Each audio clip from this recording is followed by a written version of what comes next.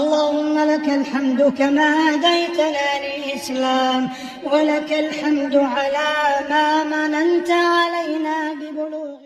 Umat Islam sebelumnya tidak punya kalender, makanya Nabi Muhammad SAW itu diajarkan di sekolah. Nabi Muhammad lahir pada tahun gajah. Ustaz Abdul Somad lahir tahun apa? Pertanyaannya salah. Ustaz Somad lahir tahun berapa? Abdul Somad lahir 1977, sekarang 2022, ya sekitar 25-20 berapa gitu. Beda sama Nabi Muhammad SAW. Zaman itu tidak ada tahunnya, jadi seringkali dikaitkan dengan zaman, dengan masa. Orang yang belum punya kalender biasanya dikaitkan dengan musim. Kalau kebetulan musim banjir bandang, berarti lahirnya pada tahun banjir. Orang yang lahir tahun lalu itu kalau susah ngingatnya pasti nanti setelah 20 tahun. Kau lahir kapan? Itu tahun Covid. Kau tahun kapan? Tahun masker. Kau tahun kapan? Tahun online. Setiap orang yang belum punya kalender setahunnya diikatkan, dilekatkan supaya punya pengetahuan dengan apa yang terjadi pada zaman itu. Betul? Jadi zaman Nabi Muhammad SAW, bangsa Arab primitif, tidak bisa menulis, tidak bisa membaca, dan belum punya kalender. Hari berganti, musim berubah. Nabi meninggal dunia, digantikan oleh Abu Bakar Siddiq. Abu Bakar jadi khalifah 2 tahun, tidak ada kalender.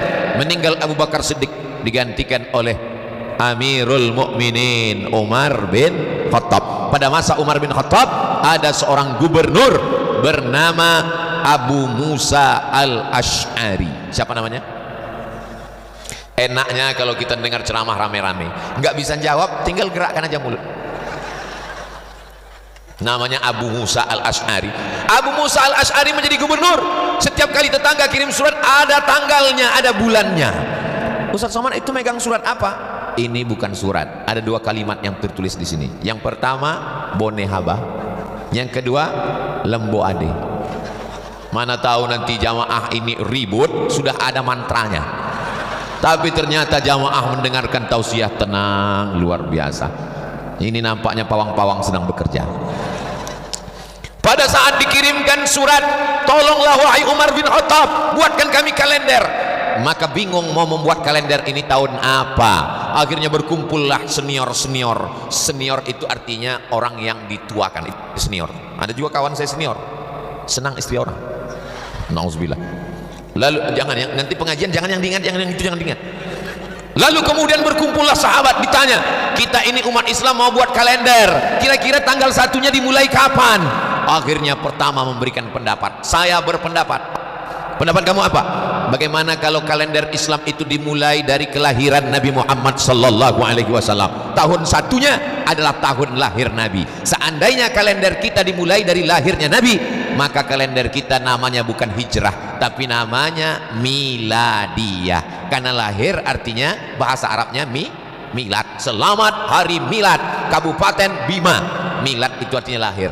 Jangan nanti anak kita pulang ke rumah nanya, tadi siapa yang ceramah? Ustaz Somad. Dalam rangka apa? Dalam rangka milad. Milad itu artinya apa? Jangan banyak tanya masuk neraka. Milad artinya lahir. Selamat hari milad. Lalu kemudian tidak setuju. Saya tidak setuju kalau kalender Islam dimulai hari milad Nabi. Kenapa? Karena saat Nabi lahir, yang mabuk tetap mabuk, yang berzina tetap berzina, mohon maaf, yang khamar tetap minum khamar. Kelahiran Nabi Muhammad SAW tidak semuanya memuliakan, tidak semuanya menghormati. Mereka tetap melakukan perbuatan maksiat. Akhirnya musyawarah diteruskan. Ada pendapat yang kedua. Saya punya pendapat. Apa pendapat kamu? Bagaimana kalau kalendernya dimulai dari sejak Nabi dapat wahyu? Ketika turun ayat Iqra bismi rabbikal ladzi khalaq khalaqal insana min 'alaq Iqra wa rabbukal akram alladzi 'allama bil qalam 'allamal insana ma lam. Enak ceramah di tempat orang yang banyak hafal Quran, nyambung.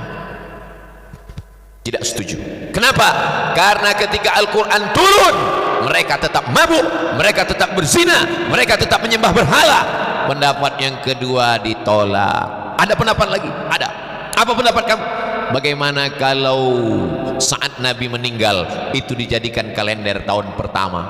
Nauzubillah. Untung pendapat yang ketiga ini tidak diterima. Andai kalender umat Islam dimulai dari sejak meninggalnya Nabi, berarti setiap menyambut tahun baru Islam kita nangis semua.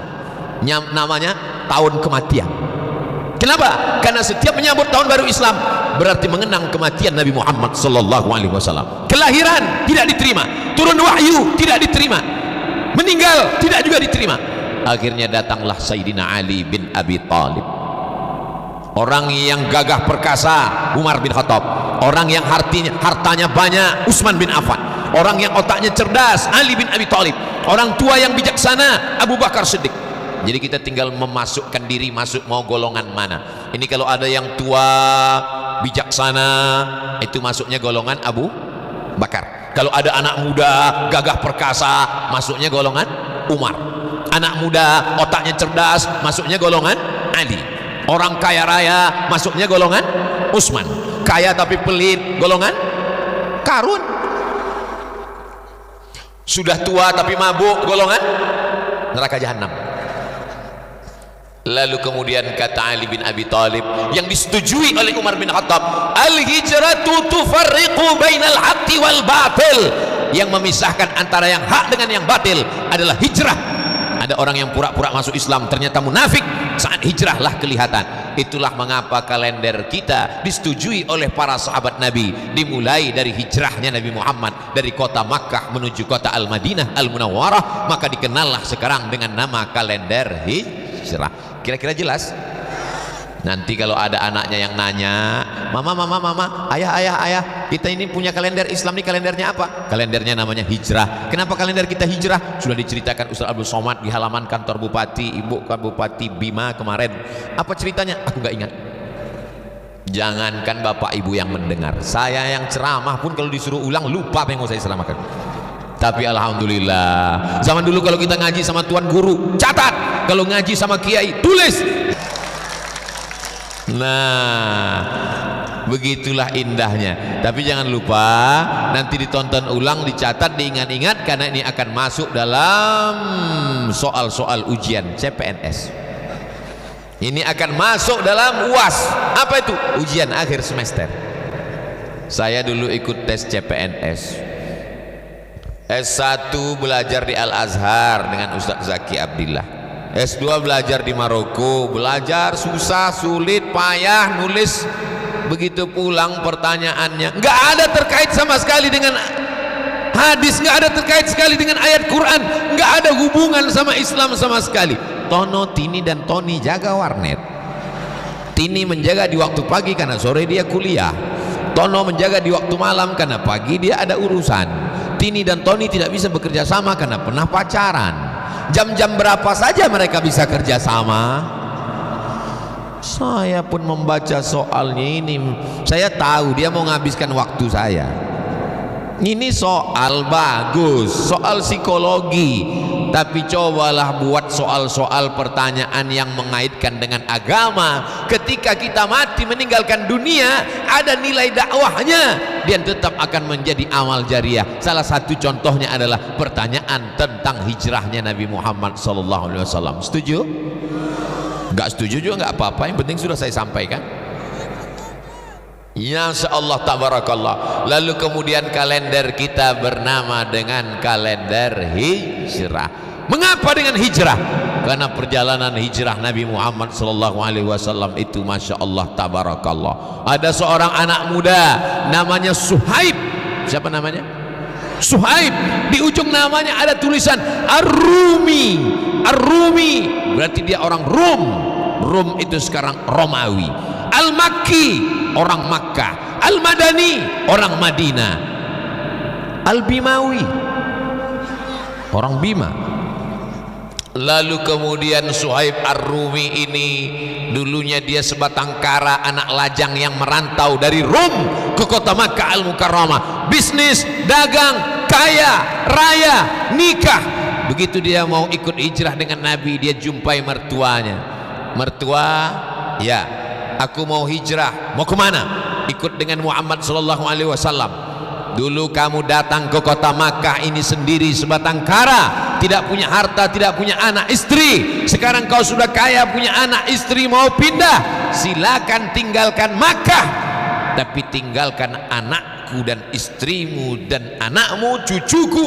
Aku tidak mau kau bawa anakku dan cucuku. Akhirnya dia pergi meninggalkan demi mengikut Nabi Muhammad sallallahu alaihi wasallam. Untung kita tidak hidup di zaman itu. Betul? Banyak orang sekarang mengatakan dunia ini udah kacau Pak Ustaz, dunia ini udah rusak Pak Ustaz.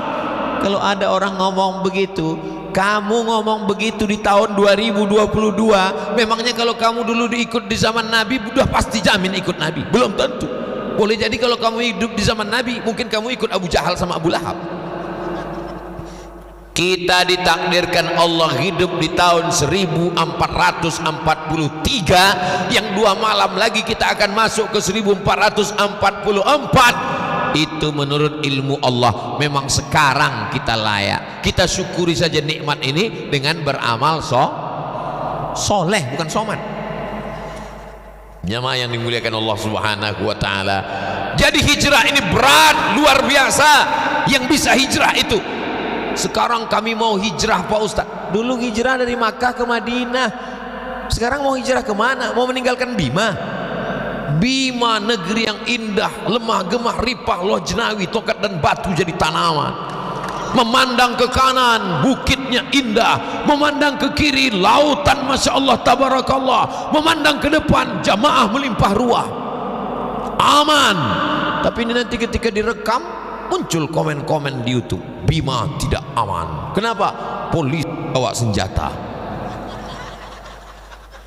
Ini Bima aman.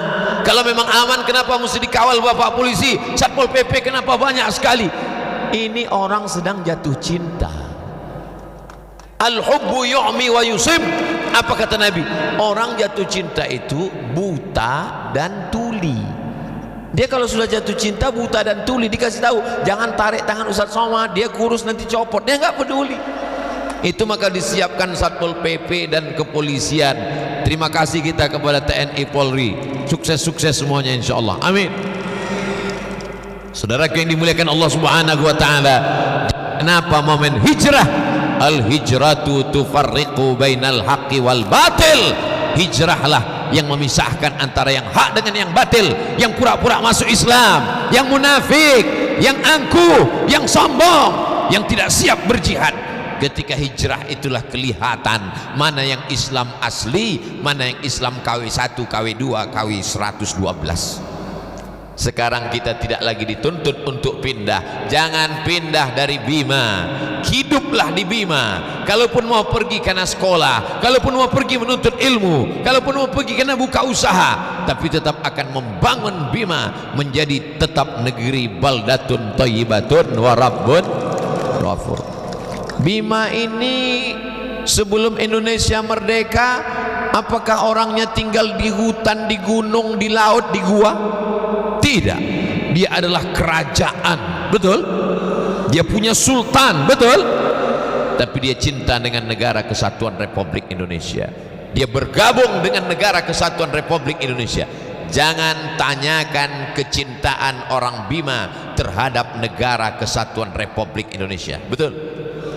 Ustadz tahu dari mana? Makanya sebelum ceramah nanya-nanya dulu. Tadi jalan-jalan dulu ke rumah Ibu Bupati, ngeliat gambar. Ini gambar siapa? Ini gambar Sultan Bima Ustadz. Izin Bu, boleh diambil fotonya? Boleh, ada fotonya di handphone. Mau dibawa pulang nanti ke Riau cerita dengan anak cucu. Aku baru saja melihat gambar Sultan Bima, dan mereka itu punya kerajaan di masa lalu sebelum Indonesia merdeka, berani mengawal Presiden Soekarno, dan setelah Indonesia mereka bergabung dalam satu hembusan napasnya. Dia cinta negara kesatuan Republik Indonesia. Dalam hembusan napasnya dia juga adalah orang yang bersyahadat asyhadu alla ilaha illallah wa asyhadu anna muhammadan rasulullah. Jadi kalau ada orang yang memisahkan antara cinta negara dengan agama, kalau cinta agama tinggalkan negara, kalau cinta negara tinggalkan agama, ini namanya orang jahil bin goblok. Dia tidak baca sejarah, dia tidak datang ke Bima. Di Bima orang cinta dengan negara, tapi dia tetap beragama. Dia cinta dengan agama, dia tetap bernegara. Kenapa? Pancasila, satu ketuhanan yang maha Esa. Jadi kita tidak perlu meninggalkan negara kesatuan Republik Indonesia untuk berislam, dan kita tidak perlu meninggalkan Islam untuk menjadi orang yang nasionalis. Paham? Masya Allah, enak ceramah di tempat orang yang cerdas. Lalu kemudian bagaimana dengan hijrah? Hijrah itu Masya Allah, tabarakallah, Ustadz Abdul Somad sampai hari Kamis ceramahnya malam Jumat, persis seperti peristiwa hijrah. Ini tidak direncanakan sama sekali. Saya ketika diundang, Ustadz Abdul Somad nanti datang ke Bima, kata Ustadz Zaki Abdillah, enggak ada saya pikirkan, karena hijrah itu hari Kamis malam Jumat, kalau gitu berangkatnya hari Kamis malam Jumat. Bertepatan, sudah tertulis di Lauhil Mahfuz bahwa kita bertemu di Bima hari Kamis malam Jumat. Kata orang jangan keluar malam Jumat, banyak hantu. Hantu-hantu semuanya lari, luntang pukang tunggang langgang. Kenapa? Karena kita datang membawa asma Allah, dibacakan ayat-ayat suci Al-Quran. Begitu dibacakan Al-Quran tadi, setannya sudah pada lari semuanya. Jadi kalau ada suami ibu besok yang tidak sholat subuh, itu bukan salah setan, tapi salah. Banyak sekarang orang menyalahkan setan. Kamu kenapa nggak sholat? Aku sebetulnya mau sholat, tapi digoda setan. Sudah dibacakan ustadz kita tadi, setannya sudah lari semua. Kalau begitu yang salah orangnya. Orangnya sudah kesetanan, setannya pula sudah keorangan. Jamaah yang dimuliakan Allah Subhanahu wa taala, pada hari Kamis berkumpullah kepala suku di sebuah tempat balai pertemuan, namanya Darun Nadwah. Apa namanya? Darun Nadwah. Dar rumah, Nadwah tempat perkumpulan. Rumah tempat perkumpulan itu dibangun oleh seorang laki-laki namanya Qusay Abdullah. Nabi Muhammad nama ayahnya Abdullah. Muhammad bin Abdullah bin Abdul Muttalib bin Hashim bin Abdi Manaf bin Qusay. Muhammad bin Abdullah bin Abdul Muttalib bin Hashim bin Abdi Manaf bin Qusay. Qusay lah yang membangun tempat itu. Nabi tidak bertemu karena kakeknya yang kelima jauh di atas. Lalu kemudian dalam pertemuan itu pimpinan sidang menanyakan, agenda pertemuan kita pada hari ini, hari Kamis, kita akan membahas bagaimana cara membunuh Muhammad sallallahu alaihi wasallam. Orang yang bakhil, pelit adalah orang yang ketika disebut nama Nabi dia tak mau berselawat.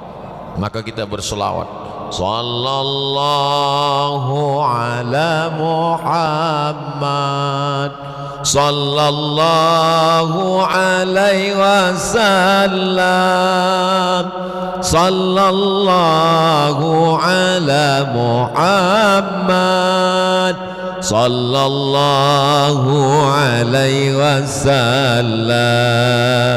Ya Nabi salam alaika, ya Rasul salam alaika, ya Habibi salam alaika, salawatullah alaika,